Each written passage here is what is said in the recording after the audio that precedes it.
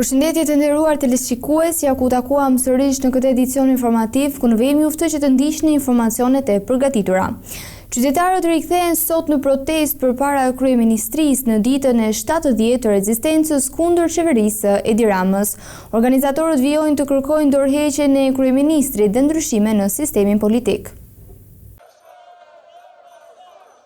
Për të 70 ditë radhazi, qytetarë të mbledhur nga gjithë Shqipëria kanë zhvilluar protestë përpara kryeministrisë duke kërkuar largimin e kryeministrit Edi Rama dhe ndryshime politike në vend. Tubimi që nisi fillimisht si një reagim ndaj një projekti turistik në Zvërnec është shndruar tashmë në një protestë me kërkesa të drejtpërdrejta politike. Me thirrjen kryesore jepet dorëheqjen, protestuesit kërkojnë ndryshim të mënyrës së funksionimit të institucioneve dhe largimin e saj që e cilësojnë si klasë politike të vjetër. Organizatorët deklarojnë se kjo lëvizje qytetare synon një ndryshim të thellë politik dhe institucional, duke kërkuar një model të ri përfaqësimi. Protesta u zhvillua pas ditën e së shtunës në bulevardin përpara selisë së qeverisë, ndërsa prania e forcave të rendit ishte e shtuar për mbarvajtjen e tubimit.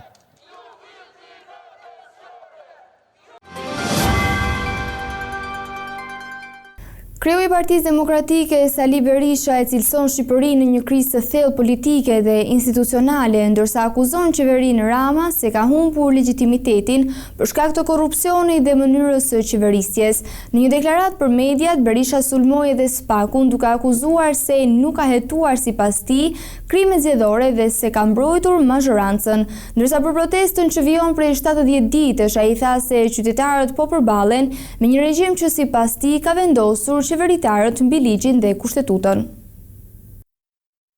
Në një deklaratë për mediat, kreu i Partisë Demokratike Sali Berisha rënditi disa arsye që sipas tij kanë çuar në këtë situatë, duke nisur nga zgjedhjet dhe deri te akuzat për korrupsion dhe mënyrën e qeverisjes. Së pari është faktuar se kjo qeveri erdhi në pushtet me një farsë elektorale, duke dhunuar masivisht të zgjedhjet dhe duke bllokuar çdo hetim me skapin e tij të partisë të krimeve monstruoze kushtetuese, por hajdutët e saj, Rama dhe Balluku, janë mbi çdo ligj në këtë vend, ndaj dhe përdoren 83 mandatet e krimit. Një qeveri që nuk lufton korrupsionin dhe një qeveri që mbron korrupsionin, pavarësisht sa vota apo çfarë vot si i ka marrë ato, humbet legjimitetin e saj para qytetarëve. Berisha u ndal më pas te SPAK-u duke përsëritur kritikat ndaj këtij institucioni. Ai tha se nuk ka kundërshtime ndaj prokurorëve që sipas tij kanë bërë detyrën, por e akuzoi strukturën në tërësi se nuk ka hetuar në mënyrë të mjaftueshme krimet zgjedhore. SPAK-u u bë gardian i krimit kushtetues elektoral. Berisha veçoi edhe hetimin ndaj ish-zëvendës kryeministres Belinda Balluku, duke deklaruar se prokurorët që kanë hetuar çështjen janë treguar sipas tij të guximshëm. Ai pretendoi se pas hetimit ndaj Ballukut ka pasur presion politik ndaj prokurorëve, ndërsa akuzoi mazhorancën se përdori shumicën parlamentare për të rrëzuar kërkesa të drejtësisë. Këto janë akuza dhe vlerësime politike të kryetarit të Partisë Demokratike Sali Berisha, ndërsa pretendimet e tij për ndërhyrjet politike dhe mbrojtje të korrupsionit nuk përbëjnë në vetvete fakte të provuara gjyqësisht. Një tjetër temë e deklaratës së Berishës ishte reforma territoriale. Ai e cilësoi ndarjen territoriale si një prej politikave që sipas tij ka ndikuar në largimin e banorëve nga zonat e tyre. Këto vite faktuan para shqiptarëve se ndarja territoriale vitit 2014 që shkurtoi, paksoi rreth 400 njësi të qeverisjes vendore, bashki dhe komunat marrës bashku në 61 njësi, ishte goditja më fuqishme që u bë parimit demokratik të decentralizimit, por ishte gjithashtu platforma më e egër për shpopullimin e Shqipërisë dhe largimin, dëbimin e shqiptarëve nga Shqipëria për mungesë shërbimesh, për bojkot total të tyre. Berisha kritikoi veçanërisht përqendrimin e pushtetit vendor dhe ndryshimet e propozuara në ndarjen territoriale, duke pretenduar se reduktimi i njësive vendore ka sjellë dobësim të shërbimeve për qytetarët. Ai e lidhi këtë çështje edhe me protestën 70 ditore, duke përshëndetur qytetarët që vijojnë të protestojnë.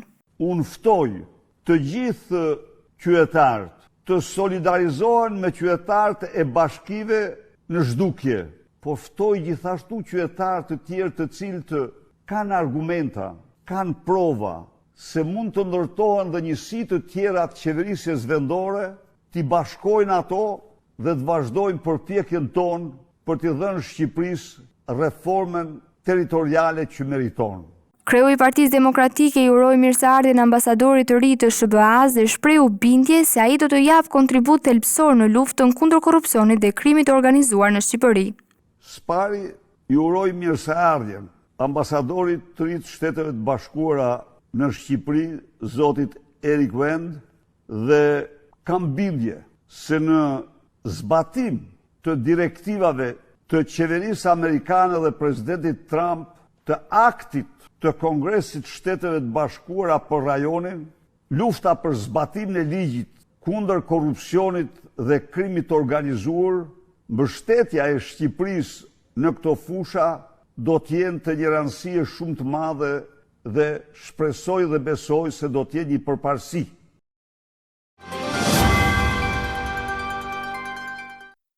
Një person dyshohet se ka mbetur i vrarë pas të shtënave me armëzjarri në lagje numër 14 të Korçës. Policia ka mbërritur në vendngjarje dhe ka nisur hetimet për zbardhjen e rrethanave.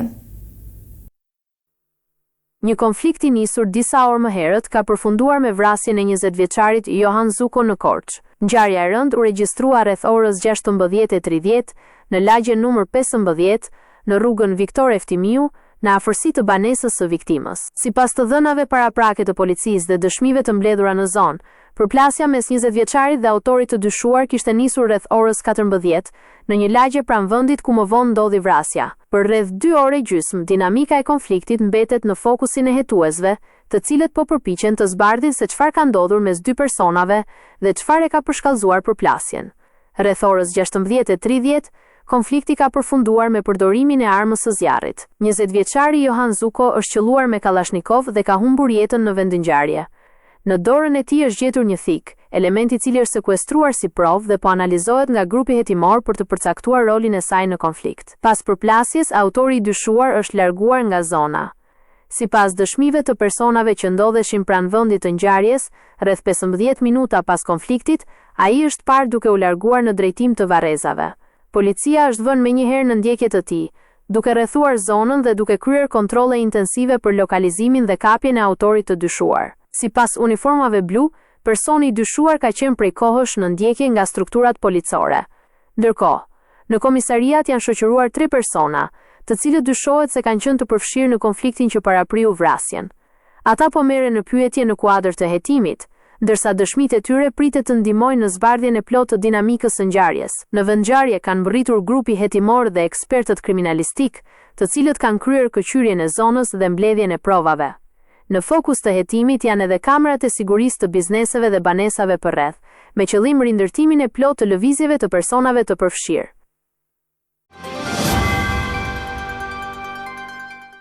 Një sasi e vogël e dyshuar lëndë eksplozive është gjetur e pashpërthyer në derën e një biznesi në zonën e plazhit në Durrës, në pronësi të reperit Rigel Srajku, i njohur si Noizi. Policia po punon për identifikimin e autorit ose të autorëve të ngjarjes. Një ngjarje e dyshuar kriminale është regjistruar në orët e para të mëngjesit në lagje numër 13, zona e plazhit në Durrës, ku në derën e një biznesi është gjetur një sasi e dyshuar lëndë eksplozive. Dyqani rezulton në pronësi të reperit Rigel Srajku, i njohur me emrin artistik Noizi. Lënda plasëse ka mbetur e pashpërthyer, ndaj nga ngjarja nuk raportohet për persona të lënduar apo dëme materiale. Pas konstatimit të rastit në vendngjarje kanë mbërritur shërbimet e policisë dhe grupi hetimor, të cilët kanë nisur veprimet për dokumentimin e ngjarjes, zbardhjen e rrethanave dhe identifikimin e personit ose personave përgjegjës. Ky nuk është rasti i parë që bizneset e reperit përballen me ngjarje të tilla. Në qershor të vitit 2022, një sasi tritoli u vendos në një dyqan rrobash dhe në lokalin e tij, pa shkaktuar të lënduar. Për atë ngjarje hetimet vijojnë nga prokuroria e posaçme, ndërsa sipas të dhënave të bëra publike gjatë hetimit, vendosja eksplozive dyshohet se ishte urdhëruar nga Alaert Haxhiu, i dënuar me burgim të përjetshëm për të ashtuquajturën masakra e Lushnjës së vitit 2017. Hetuesit po verifikojnë nëse ngjarja e fundit në Durrës ka lidhje me episodet e mëparshme apo bëhet fjalë për një konflikt të ri. Dy të burgosur kanë mbetur të plagosur pas një konflikti të dhunshëm në dhomën e ajrimit të burgut të sigurisë së lartë në Fier. Të përfshirët janë identifikuar si shtetasit me iniciale DB, AG dhe JZ, ndërsa hetimet paraprake dyshojnë për një zënë këtë momentit dhe jo për një përplasje mes grupeve.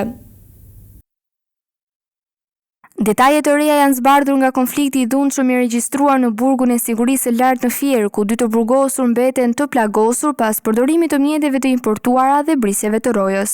3 personat e përfshirë në incident janë identifikuar si shtetasit me iniciale DB, AG dhe JZ. Sipas të dhënave paraprake nga hetimi, konflikti nuk dyshohet të ketë qenë një përplasje mes grupeve kriminale apo një larje hesapesh. Të 3 të burgosurit mësohet se kishin marrëdhënie të mira me njëri tjetrin dhe konsideroheshin shok brenda institucionit të vuajtjes së dënimit, ndërsa përplasja dyshohet se ka nisur pas një zënke të momentit. Gjatë konfliktit, të 2 prej të burgosurve kanë mbetur të dëmtuar dhe janë transportuar drejt spitalit rajonal të Fierit për të marrë ndihmë mjekësore. Pas stabilizimit të gjendjes së tyre shëndetësore, ata kanë lënë spitalin dhe janë rikthyer në ambientet e burgut. Menjëherë pas nisjes së sherrit, kanë ndërhyrë forcat e sigurisë së burgut, të cilat kanë neutralizuar situatën dhe kanë rikthyer kontrollin në institucion. Ndërkohë grupi hetimor dhe drejtuesit e burgut pritet të analizojnë pamjet e kamerave të sigurisë për të zbardhur plotësisht dinamikën e konfliktit. Një tjetër pikë e hetimit është mënyra se si mjetet prerëse përfshirë brisjet e rojës dhe mjetet e importuara kanë përfunduar në duart e të dënuarve, si dhe përcaktimi i rolit të secilit prej tyre në konflikt. Autoritetet vijojnë verifikimet për të përcaktuar përgjegjësitë dhe rrethanat e plota të incidentit të ndodhur në burgun e sigurisë së lartë në Fier.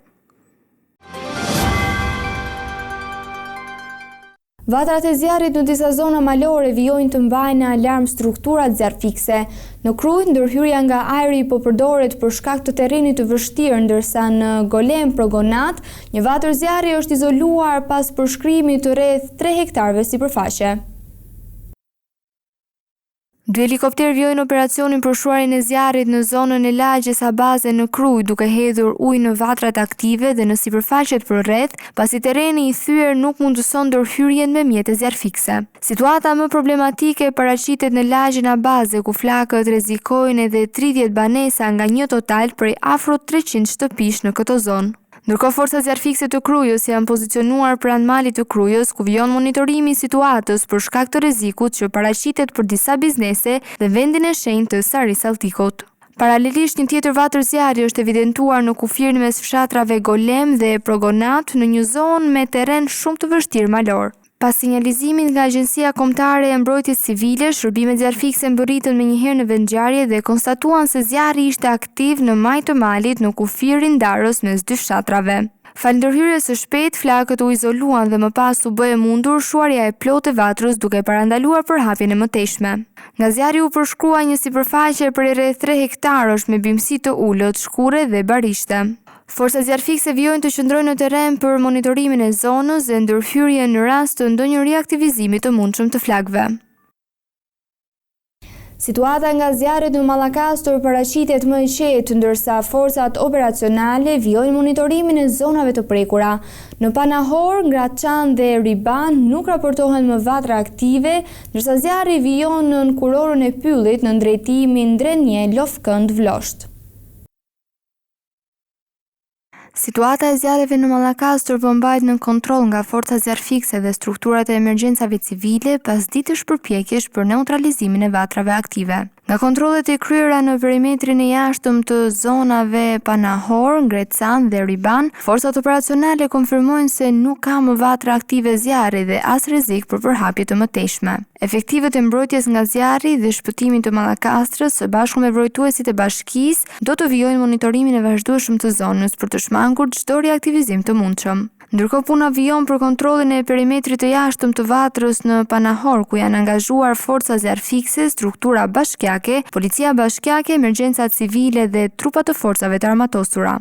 Pavarësisht përmirësimit të situatës, një vatër zjarri vijon të jetë aktive në kurorën e Pyllit në zonën Drenje, Lofkënd-Vlosh. Në këtë pjesë po ndërhyjnë dhe monitorojnë forcat zjarrfikse të Patosit dhe Roskovecit. Autoritetet bëjnë me dije se situata mbetet e qetë, ndërsa ndërhyrjet do të vijojnë deri në shuarjen e plotë të vatrave dhe eliminimin e çdo rreziku të riaktivizimit. Rrezikoi të përfundonte në tragjedi, por ndërhyrja e menjëhershme e policisë parandaloi përdorimin e armës së zjarrit. Në pranga ndodhet tashmë një 31 vjeçar, ndërsa procedohet edhe personi tjetër i përfshirë në konflikt.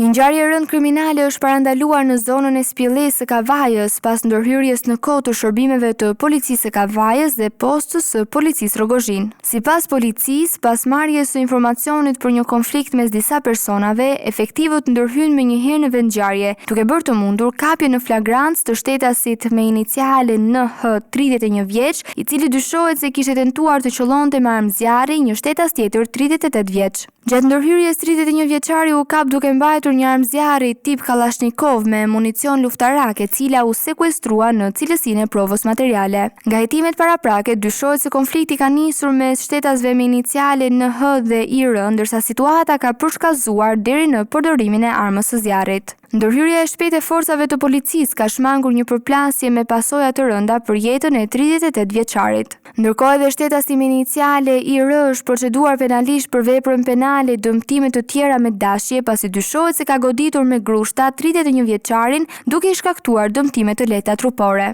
Materialet procedurale janë referuar prokurorisë për veprime të mëtejshme hetimore.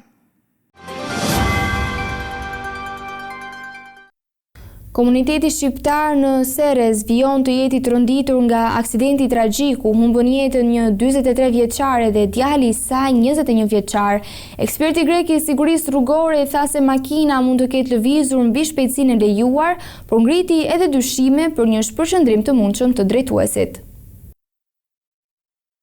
Tronditja vijon në komunitetin shqiptar në Serres pas aksidentit tragjik në rrugën provinciale Amfipolis Drama, ku humbën jetën një nën 43 vjeçare dhe djali i saj 21 vjeçar. Hetimet për shkaqjet e përplasjes fatale me një kamion vijojnë, ndërsa ekspertët po analizojnë dinamikën e aksidentit dhe faktorët që mund të kenë çuar në humbjen e kontrollit të automjetit. Eksperti grek i sigurisë rrugore, duke analizuar pamjet e aksidentit, tha se automjeti që drejtohej nga 24 vjeçari mund të ketë qenë duke lëvizur me shpejtësi mbi kufirin e lejuar për atë segment rrugor. Megjithatë, sipas tij, shpejtësia nuk duket të jetë i vetmi faktor që duhet të merret në konsiderat. Automjeti devijon shumë përpara pikës së përplasjes dhe mënyra se si largohet nga korsia tregon se nuk bëhet fjalë vetëm për një devijim të shkaktuar nga shpejtësia. Mund të ketë pasur një shpërshëndrim, ndoshta përdorim telefoni apo diçka tjetër, deklaroi eksperti. Ai gjithashtu tha se drejtuesi i automjetit kishte kohë të reagonte pasi makina nisi të largohej nga korsia e saj, por korrigjimi i drejtimit u bë me vonesë.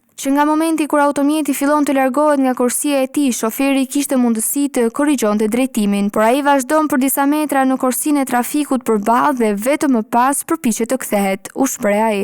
Bazuar në pamjet e aksidentit dhe dëshminë e drejtuesit tjetër, eksperti vlerëson se automjeti mund të ketë lëvizur me një shpejtësi rreth 70 deri në 80 km/h. Shpejtësia ishte e rritur dhe besoj se ishte mbi kufirin e lejuar. Kur një automjet kalon shpejtësinë kritike në një kthes, mund të humbas kontrollin dhe të devijojë, u shpreh ai. Por për ekspertin, një nga elementët kryesor që duhet të sqarohet mbetet reagimi i vonuar i drejtuesit të automjetit. Sipas tij, një prej skenarëve është që shoferi të ketë kuptuar me vonesë situatën ose për shkak të mungesës së përvojës të mos ketë arritur ta vlerësojë në kohë rrezikun. Hetimet e autoriteteve greke do të përcaktojnë shkaqjet e sakta për aksidentin, ndërsa humbja e nënës 43 vjeçare dhe djalit të saj 21 vjeçar ka shkaktuar tronditje të thellë në komunitetin shqiptar të zonës në Serres.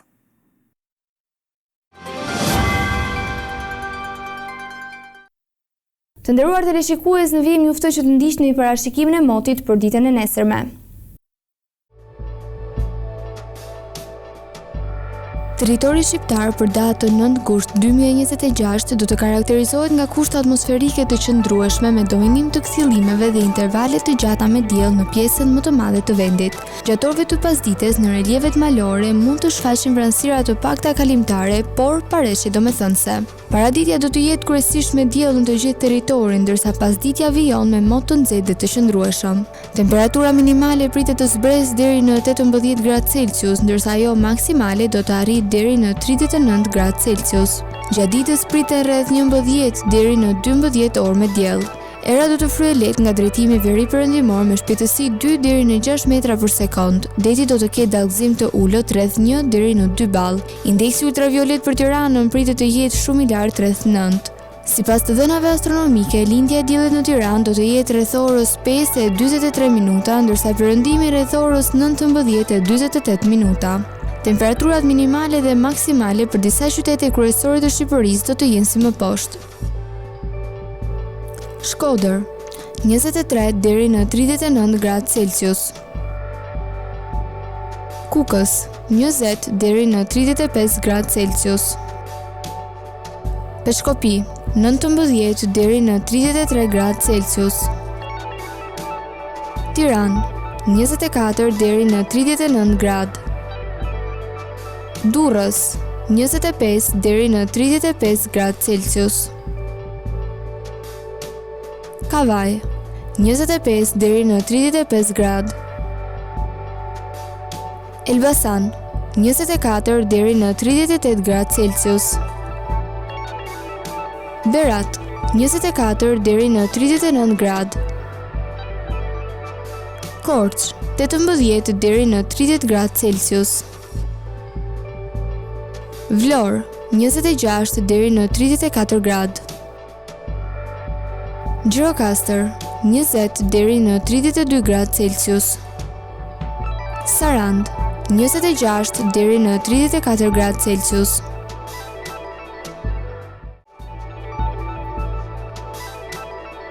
Territori i Kosovës për datën 9 gusht 2026 do të karakterizohet nga mod kryesisht i kthjellët dhe shumë i ngrohtë. Gjatë gjithë ditës do të dominojë dielli, ndërsa mundësia për reshje do të jetë shumë e ulët. Në Prishtinë dhe Prizren parashikohet mod me diell dhe pareshje. Paraditja do të ketë mod kryesisht të kthjellët, ndërsa pasditja vijon me temperatura të larta dhe mod të qëndrueshëm. Temperatura minimale pritet të zbresë deri në 17 gradë Celsius, ndërsa ajo maksimale do të arrijë deri në 35 gradë Celsius. Era do të fryhet lehtë nga drejtimi verior me shpejtësi 2 deri në 6 metra për sekond. Indeksi ultraviolet për Prishtinën pritet të jetë i lartë rreth 8 deri në 9. Sipas të dhënave astronomike, lindja e diellit në Prishtinë do të jetë rreth orës 5:35 minuta, ndërsa perëndimi rreth orës 19:46 minuta. Temperaturat minimale dhe maksimale për disa qytete kryesore të Kosovës do të jenë si më poshtë. Mitrovica, 18 deri në 35 gradë Celsius. Podujev, 17 deri në 34 gradë. Skënderaj, 18 deri në 35 gradë Celsius. Pej, 18 deri në 35 gradë. Prishtinë, 18 deri në 35 gradë Celsius. Gjakov, 19 deri në 36 gradë. Malishev, 19 deri në 36 gradë Celsius.